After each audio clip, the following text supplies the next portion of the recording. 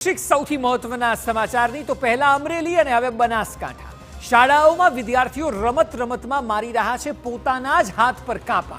ત્યારે વાલીઓએ હવે સાવધાન થવાની જરૂર છે, કારણ કે આ હિંસક બીમારી એક બાદ એક જિલ્લામાં ફેલાઈ રહી છે। આખરે એવું તો શું થઈ ગયું કે આપણા બાળકો સ્કૂલમાં આવી હિંસક રમત રમતા થઈ ગયા? વાલીઓ ખાસ કરીને આ રિપોર્ટ ધ્યાનથી જુઓ।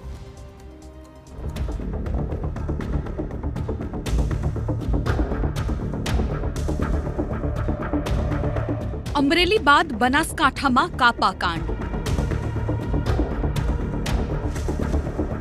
વધતી જઈ રહી છે હિંસક બીમારી। પોતાના બાળકોને આ બીમારીથી બચાવી લો।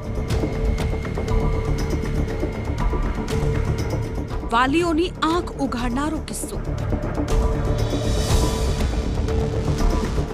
શિક્ષકો માટે લાલ બત્તી સમાન ઘટના।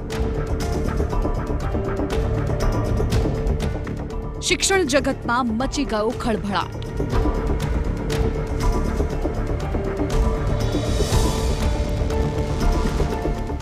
પહેલા અમરેલી અને હવે બનાસકાંઠા કાપાકાંડથી મચી ગઈ છે સનસની। બ્લેડની રમત હવે આપણા બાળકોના માનસ પર છવાઈ ગઈ છે, જે ખૂબ જ ચિંતાજનક છે। જેવી રીતે અમરેલીના સ્કૂલના બાળકોએ રમતમાં પોતાને ઈજા પહોંચાડી, તેવી જ રીતે બનાસકાંઠાના ડીસાની રાજપુર પ્રાથમિક શાળાના વિદ્યાર્થીઓના હાથ પર કાપા માર્યા છે। એક વાલીએ જિલ્લા શિક્ષણાધિકારીને જાણ કરતા સમગ્ર મામલો પ્રકાશમાં આવ્યો અને તંત્ર દ્વારા તપાસ હાથ ધરાઈ। શાળા દ્વારા પહેલા તો આ ઘટના દબાવવાનો પ્રયાસ કરાયો હોવાના પણ આક્ષેપો ઉઠી રહ્યા છે। જોકે શાળાના આચાર્યએ તમામ આક્ષેપોને નકાર્યા છે। તેમનું કહેવું છે કે તેમણે જાતે જ વિદ્યાર્થીઓને આ બાબતે પૂછ્યું હતું અને સમજાવ્યા હતા। જોકે મુંજિયા સ્તરની ઘટના સામે આવ્યા બાદ તેમને લાગ્યું કે આ મુદ્દે બાળકોનું કાઉન્સેલિંગ થવું જરૂરી છે।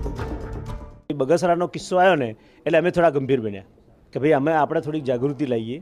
એટલે બાળકો માટે અમે 1098 પર ફોન કર્યો કે ભાઈ અમારા સાહેબ આવી કંઈક ઘટના બની છે, અને મેં અમારા સાહેબને બી વાત કરી, ટીપીઓ સાહેબને, કે ભાઈ બાળકોમાં જાગૃતિ આવે, વાલીઓમાં થોડી જાગૃતિ આવે, અને આ કેમ બની એમાં થોડુંક સંશોધન થાય તો બાળકોમાં કંઈક નુકસાન થતું અટકી શકે। બાય ચાન્સ કદાચ 8 છોકરાની જગ્યાએ બીજા દિવસે બીજા છોકરાઓ વધારે કરે અને બધા છોકરાને નુકસાન થાય, કાલ બીજી શાળાઓ નહીં કરે, એટલે અમે કાઉન્સેલિંગ માટે એમને બોલાયા।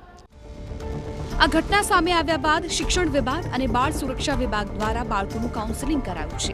શિક્ષણાધિકારીનું કહેવું છે કે વિદ્યાર્થીઓએ રમતમાં એકબીજાને ઈજા પહોંચાડી છે। સોશિયલ મીડિયામાં જોઈ આ ઘટનાને અંજામ આપ્યો હોય તેવું પ્રાથમિક અનુમાન છે। મોબાઈલ, ઓનલાઈન ગેમ, હિંસક પ્રવૃત્તિથી દૂર રહેવા બાળકોને સમજાવાયા છે। કેટલાક બાળકોએ શરત અને હરીફાઈના ભાગરૂપે એમના હાથ ઉપર ઈજા પહોંચાડી હતી, જે બાબત શાળાના આચાર્યશ્રીને ધ્યાને આવતા તુરંત બાળ સુરક્ષા વિભાગનો સંપર્ક કરી આ બધા જ બાળકોનું ગઈકાલે કાઉન્સેલિંગ કરવામાં આવેલું, અને ભવિષ્યની અંદર જિલ્લાની અન્ય કોઈ શાળામાં આવા બનાવ ન બને એ માટે અગમચેતીના ભાગરૂપે તમામ સ્કૂલોની અંદર બાળકોનું કાઉન્સેલિંગ કરવા માટે સૂચના આપવામાં આવેલ છે। જેવી રીતે આવી ઘટનાઓ સામે આવી રહી છે તેને જોતા બાળકોનું કાઉન્સેલિંગ થવું જરૂરી છે, કારણ કે મનોવિજ્ઞાન પણ માની રહ્યા છે કે આ ખૂબ જ ગંભીર ઘટના છે। હાથ પર કાપા મૂકવા માટે ઓનલાઈન ગેમિંગ કારણભૂત હોઈ શકે છે। આ ઘટનાઓની અંદર એવું લાગી રહ્યું છે કે બાળકોને કોઈને કોઈ પ્રકારની મોબાઈલ થ્રુ અથવા તો અન્ય કોઈ પ્રકારની ચેલેન્જ આપવામાં આવી હશે, અને એટલા માટે જ બાળકોએ બીજાથી પોતાની જાતને ચડિયાતી સાબિત કરવા માટે એ પોતાના શરીર ઉપર, એટલે કે જેને સ્વપીડન મનોવિજ્ઞાનમાં કહે છે, એ સ્વપીડન કર્યું હોય। આ પ્રકારની ઘટનાઓ ન બને અથવા તો બાળકોની અંદર જે મોબાઈલનું વળગણ છે એ ઓછી થાય એ માટેના સધિયારા પ્રયત્ન કરવા જોઈએ। માનનીય શિક્ષણ મંત્રીએ ગઈકાલે જે કહ્યું છે કે એસઓપી લાવશે, તો આ પ્રકારની એસઓપીનું આપણે બધાએ સ્વાગત કરવું જોઈએ। એક બાદ એક શાળાઓમાંથી સામે આવી રહેલી આવી હિંસક રમત ખૂબ જ ચિંતાની વાત છે।